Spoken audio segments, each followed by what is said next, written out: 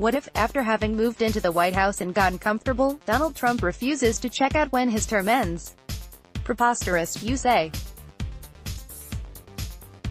No president, not even Trump, would dare to defy 200-plus years of political tradition, not to mention the Constitution, to illegally overstay. But how sure can we be that our norm-busting president won't attempt to shatter this inviolable standard, too? He and his lawyers have already advanced the specious legal idea that chief executive can't be charged with obstruction of justice, thereby placing him above the law. Who's to say that Trump's legal advisors might construct some pretext, a national security crisis or charges of election fraud, that would place him above the Constitution and cement his place in the Oval Office? Story continued below. The fear that a president might not go at his appointed time has a precedent. President Franklin D. Roosevelt, encouraged by columnist Walter Lippmann, contemplated taking dictatorial powers at the beginning of his first administration, but then reconsidered.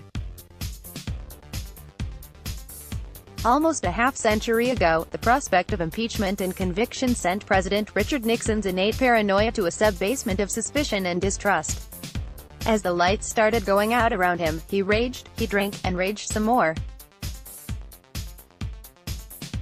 In one sober moment, he called CBS News reporter Nancy Dickerson in the middle of the night to ramble on and on about how the press was mistreating him. According to reporter Seymour Hersh, Nixon intimates began to believe that he was contemplating some sort of a coup d'etat to maintain power. An unnamed member of the Joint Chiefs of Staff told Hersh that in one meeting Nixon called himself the last hope, and claimed that the Eastern elite was out to get him. Said the four-star officer, "His words brought me straight up out of my chair.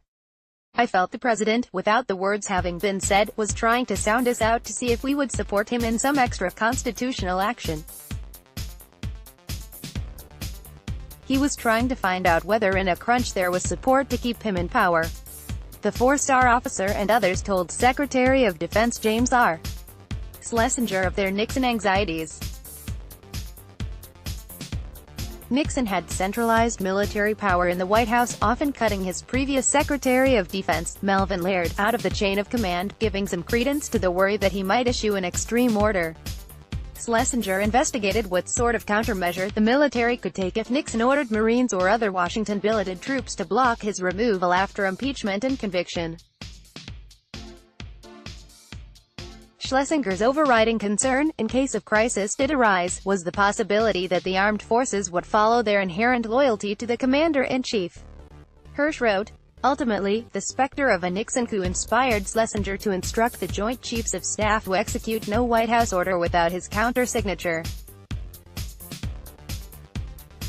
Nixon never gave any such orders," and his aide-turned-biographer Jonathan Aitken later described Schlesinger's move as the wildest overreaction of Watergate. Nixon's reaction when told the tale, incredible.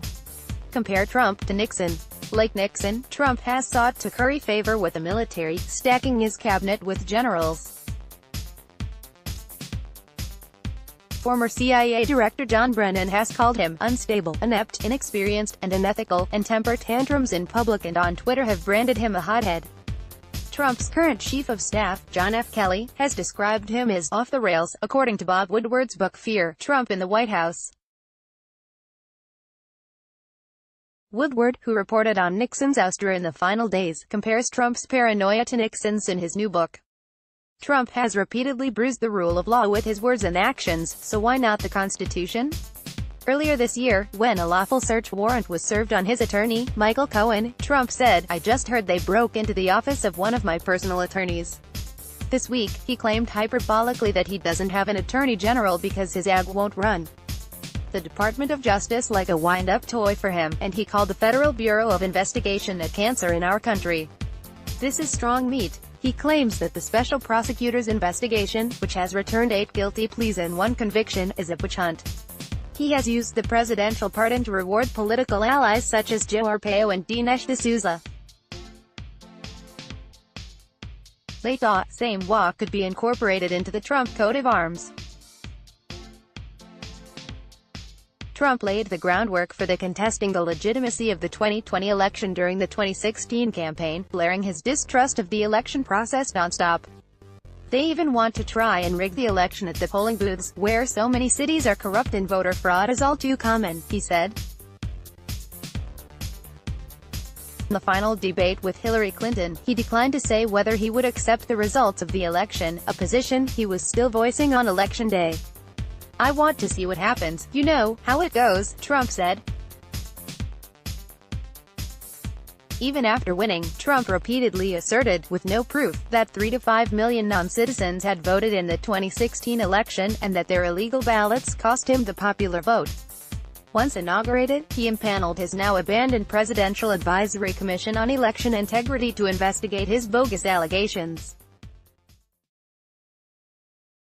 Trump appears to have conveyed his disparaging about voting integrity to his political base. According to one 2017 poll, half of all Republicans surveyed favored postponing the 2020 election until new standards made it certain that only eligible American citizens could vote. Respondents who agreed with Trump's untruths that he won the popular election, that millions of ballots were cast illegally, were the most likely to support the idea of postponing the election. This isn't the first time the idea of postponing the federal election has surfaced. In 2004, the Department of Homeland Security asked the Department of Justice if the government could put off an election in the case of a terrorist strike. No such legal mechanism was found, and the outrage generated by the inquiry prompted Congress to pass a resolution, 419-2, declaring that nobody could shelve an election. So if Trump couldn't postpone an election, could he just ignore it? The nation would erupt, of course. Even great numbers of his supporters would abandon him. But never underestimate Trump's audacity. In 2016, he reserved the right to reject the results. The fact that he won made his rejection moot. But what scenario might play out in 2020 if Trump lost but denied the results in 2020? Would he endlessly filibuster the states for recounts, appeal to the Supreme Court and ignore their ruling by claiming squatters' rights to the White House? Not even Trump would go that far, right? Even though he's taught us to expect the worst from him, I'd like to think that he'd pack the Beacons van and move back to Trump Tower after losing. But what about the long shot of the House impeaching him and the Senate convicting him? Would he honor those judgments? Again, I'd like to think so, but my faith wobbles. His sense of victimhood, displayed daily on Twitter, predicts that he might interpret his constitutional defenestration as a coup by the deep state, a coup that justified his counter-coup. Trump's backers, see these pieces in the American Conservative and the Federalist, as well as a commentary by Bill O'Reilly and an interview with Steve Bannon, have already poured the foundation for such a notion with their talk of the coup against Trump. Likewise, all the talk about using the 25th Amendment to remove him from office can't help but have boosted his baseline paranoia.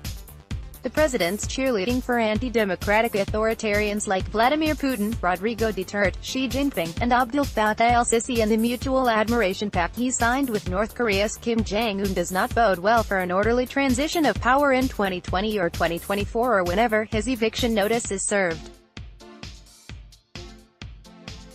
Because nothing is off the table when Trump's operating. Let's hope current Secretary of Defense James Mattis has read deeply from the Nixon histories and has issued the appropriate order to the Joint Chiefs of Staff.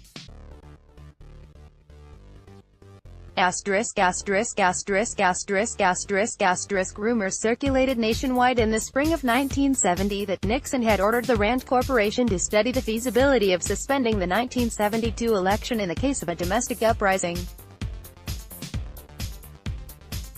The rumors were baseless, David Greenberg writes in Nixon's Shadow, The History of an Image, but their intensity required a denial from Daniel Patrick Moynihan. That same year, Scanlon's Monthly ran a memo, purportedly written by an aide to Vice President Spiro Agnew, that referred to election-canceling plans. It was most likely a hoax. Send plans to postpone the 2020 elections to Schaefer. Politico@gmail.com. My email alerts think of themselves as a royal family. My Twitter would resign, given a chance. My RSS feed invites your attempts to impeach him.